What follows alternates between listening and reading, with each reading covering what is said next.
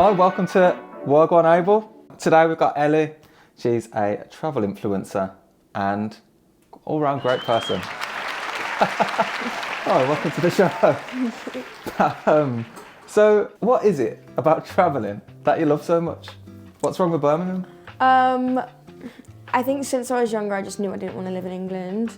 Like, I can't deal with like waking up and it's grey outside. But also, it's not even just England. It's like when I was younger, like, and I'd go on holiday, I'd always cry on the plane home. Like, I just knew that I loved being in different countries, and it's just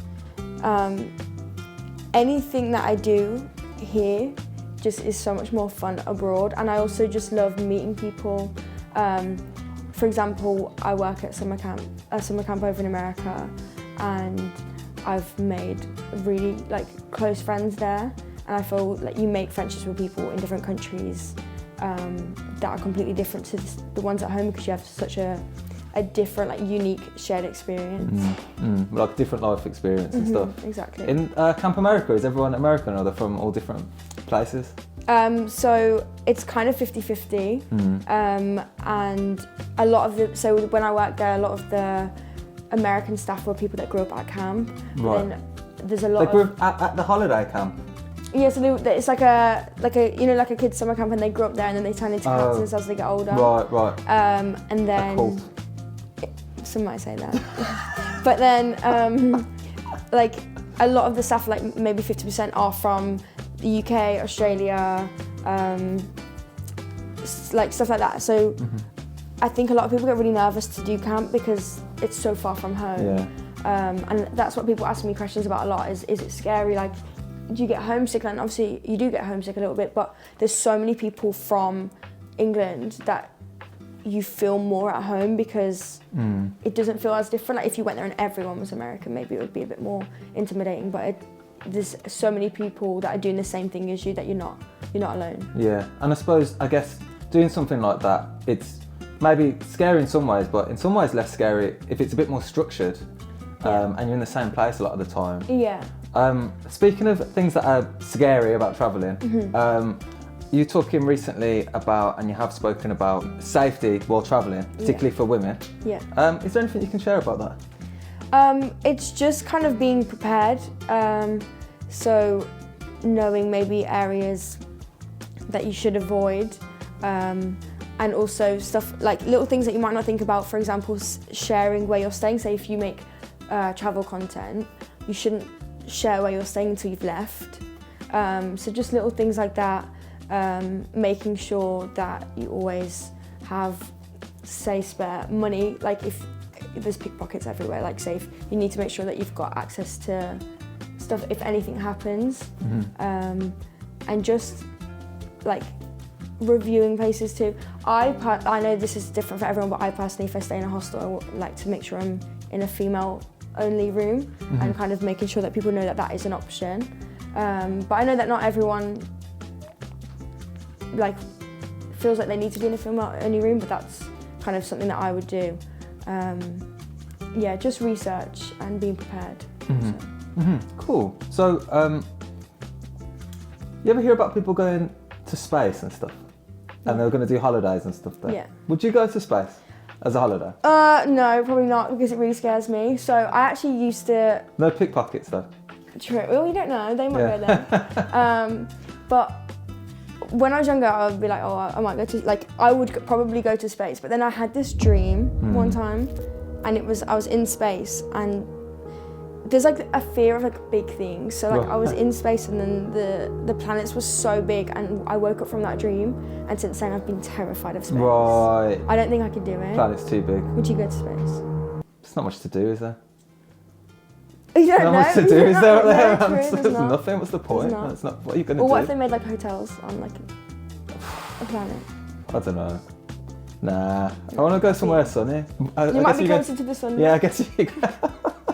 I think we're in the sweet spot here as far as distance to the sun goes. Yeah. I'll just stick with that. What are the Thanks for asking. So what are the challenges? Do you got any challenges to do with content creating as a travel influencer? I bet there's loads. I would say to begin with, it's having the time and money to travel whilst trying to make it your job, because obviously to save up for traveling, like you need to be working, and obviously that'll be work at home, so it's finding that time. But then there are things available such as world packers. With social media now, it is quite a populated industry, but I think there is room for everyone, as long as you kind of have your niche in that, and just posting relatable and just information that is handy to people. And if you could travel anywhere, other than, well, you don't want to go to space. No. Don't understand it, why anyone would want to go to space. Where would you want to go if you could go anywhere? I'd say the top of my bucket list is Brazil. Well, you're in luck. Here we are in sunny Brazil. We made it. No, why Brazil? You just kind of see videos of people like playing sports on the beach at like 6 in the morning rather than Sat in a pub. Yeah, exactly. Like the lifestyle winter. there just looks different. I'd love to go to like the big carnival that they have there. What's the carnival? I should probably know, shouldn't I? But I just see videos of it, like we'll dub it in. Just like I think it's a yearly thing, like a big carnival, and there's like a massive like parade. Yeah. And people. Is that where they have the Day of the Dead? Is that Brazil? Maybe. I think South America, I Spain. thought it was Mexico. But Okay, I'm not sure. I might be wrong. Cut the tape. Sure. Oh, what's the least place you'd want to visit? I have been to Europe, like different European countries, quite a lot, but I'd say out of everywhere it interests me the least, because I feel like Europe, a lot of the attractions in Europe are just pretty buildings in a way, and that can kind of get a bit repetitive after a while. So I'm more interested in places like Thailand and Indonesia and stuff, where I think you get more experiences. Like, I don't know if you've seen there's somewhere in Thailand that they have like this old like temple thing, and people play like, did you ever play Temple Run? Yeah. It's like real life Temple Run. Yeah. Or there's like you can take. What? Hang on, sorry. What? Yeah, like there's like old. It's not a temple. It's like ruins, but it's by this temple or something, and it's like. Oh, you do run around it. You run around it yourself. Yeah. Huh. Yeah, and then there's Can't do that in France. Exactly, and then in Bali you have there's like quad bikes, and they take you through like these like it's like a track, but it's like through the water and stuff, and it looks really fun. And I feel like that's more what I'm interested in than looking at like old Parliament buildings. Would you do that thing in Japan? You know, when they've got the Mario Kart. Yeah, the Mario Kart in the street. List. Yeah. All right, sweet. So just got excited about it. I think that's all we got time for. I don't know. All right, where can we find you?